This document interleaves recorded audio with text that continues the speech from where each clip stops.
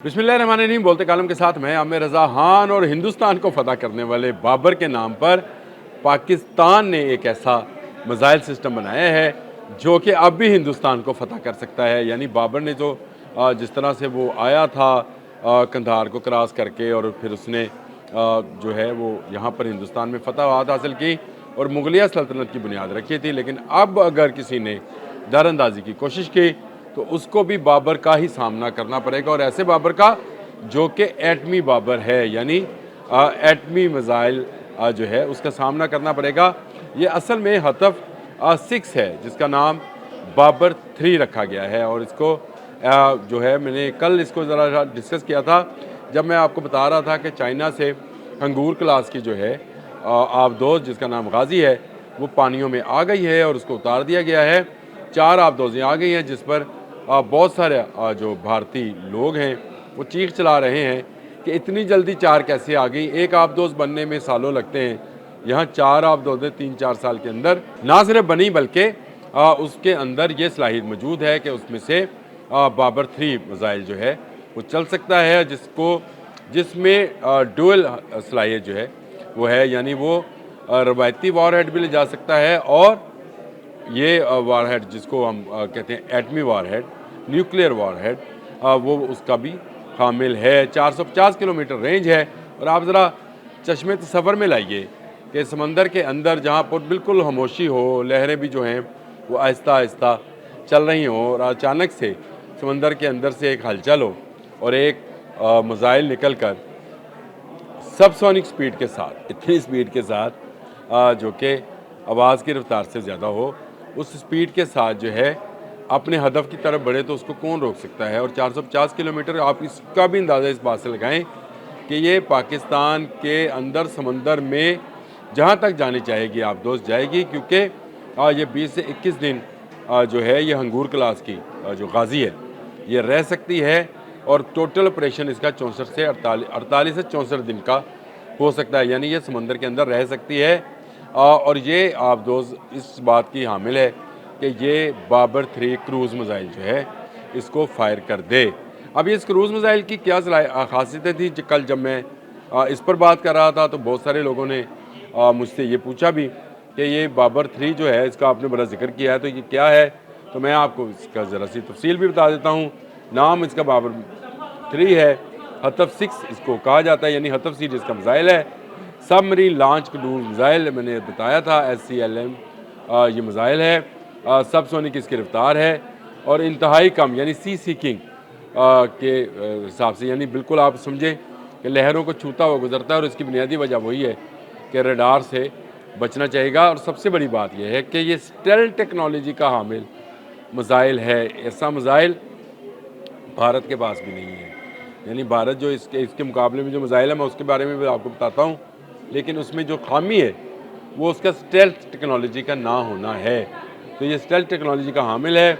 इसमें guidance system जो है इनर्शियल नेविगेशन सिस्टम है जी इसका अपना, और GPS सैटेलाइट नेविगेशन ये एक अलग से, यानी 2 सिस्टम्स के तहत इसको कंट्रोल किया जा सकता है।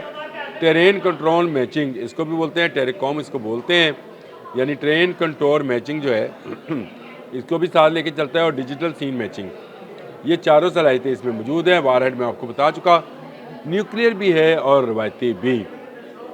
पाकिस्तान को इस मिसाइल के मिलने से, यानी इस मिसाइल के मिलने से क्या, पाकिस्तान ने इस मिसाइल को बनाकर सेकंड स्ट्राइक जो है वो हासिल कर ली है। यानी पाकिस्तान अब सेकंड स्ट्राइक कैपेबिलिटी, पहले हम जो ज़मीनी मिसाइल्स हैं उनमें तो हम एटमी वॉरहेड लगा सकते हैं, हमारे पास एक ऐसा मिसाइल भी आ गया है जो ज़ेरे समंदर से चलकर एटमी वॉरहेड को मतलूबा हदफ तक पहुंचा सकता है, यानी कहीं पर भी तबाही और बर्बादी मचा सकता है अगर कोई दुश्मन हमलावर हुआ तो।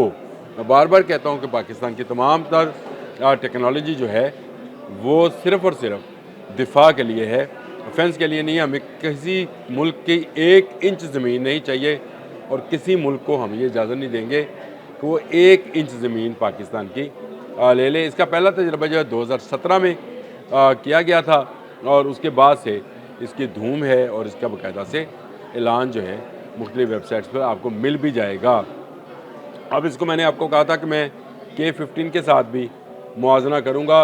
ये भारत का मिज़ाइल है और बैलिस्टिक मिज़ाइल है। ये मिज़ाइल जो है वो भारत का है, लेकिन ये उसकी कैपेसिटी जो है बहुत महदूद है, और उसकी बुनियादी वजह यह है कि भारत के पास ऐसी जदीद आबदोज़ें नहीं हैं जो अपना सफ़र खामोशी से तय करें और ज़ेरे समंदर बहुत डीप जाकर किसी मिज़ाइल को फायर कर सकें। और इनमें स्टेल्थ टेक्नोलॉजी जो है वो भी नहीं है, यानी इनको डिटेक्ट करना जो है रडार्स के लिए बड़ा आसान है। जब चाहेंगे इनको डिटेक्ट किया जाएगा और उनको हवा में ही हमारे इंटरसेप्टर्स जो हैं तबाह बर्बाद कर देंगे।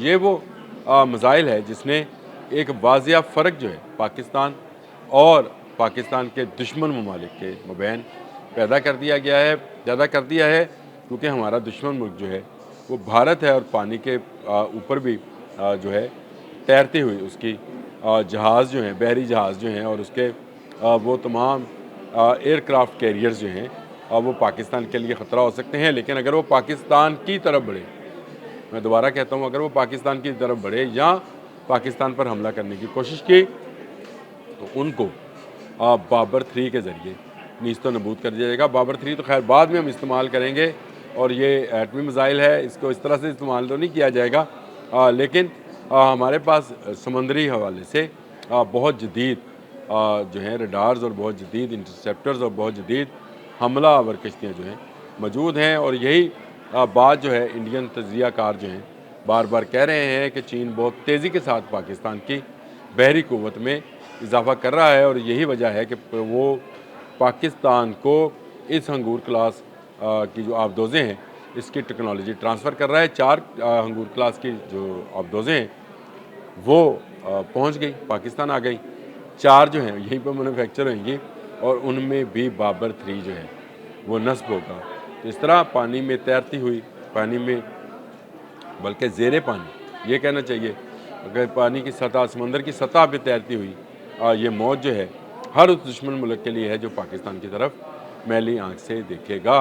पाकिस्तान ने अपने दिफा को हर आने वाले दिन के साथ मजबूत बनाया है। कल मैंने जब हंगूर क्लास पे बात की थी गाज़ी पे, तो लोगों ने कहा बाबर 3 के बारे में बता दें, तो बाबर 3 मिज़ाइल जो है ये पाकिस्तान का कामयाबी से जो है नस्ब है इस आबदोज़ के ऊपर, जो गहरे पानियों में, यानी इतने गहरे पानियों में जिसको सोनार और रडार जो हैं डिटेक्ट नहीं कर पाएंगे, वहाँ से एक ऐसे एटमी वॉरहेड के हामिल मिज़ाइल को, क्रूज़ मिज़ाइल को जो है वो फायर कर सकते हैं, जो अपने हदफ पर पहुंचकर दुश्मन के तमाम इरादों को नीस्तो नबूद कर देंगे। इस मिज़ाइल का मिलना पाकिस्तान के लिए बड़ा खुशाइंद है। पाकिस्तान के दिफा को मजबूत मिल गया, मैंने आपको मजबूत सहारा मिल गया। मैंने आपको बताया कि सेकंड कैपेबिलिटी मिल गई, न्यूक्लियर कैपेबिलिटी, जिसकी पाकिस्तान को ज़रूरत थी, और पाकिस्तान ने ये ज़रूरत जो है अपने तौर पर, यानी अपनी टेक्नोलॉजी के तहत पूरी कर ली है। पाकिस्तान मिज़ाइल टेक्नोलॉजी में हर आने वाले दिन के साथ जो है तरक्की कर रहा है। इसीलिए पाकिस्तान ने एक रॉकेट फोर्स भी बना रखी है, इस पर भी कभी बात करेंगे कि इस रॉकेट फोर्स के पास कौन कौन से एटमी वॉरहेड ले जाने वाले मिज़ाइल है। लेकिन आज मुझे सिर्फ बाबर 3 पर बात करनी थी। अब तक के लिए इतना ही। अल्लाह हाफ़िज़।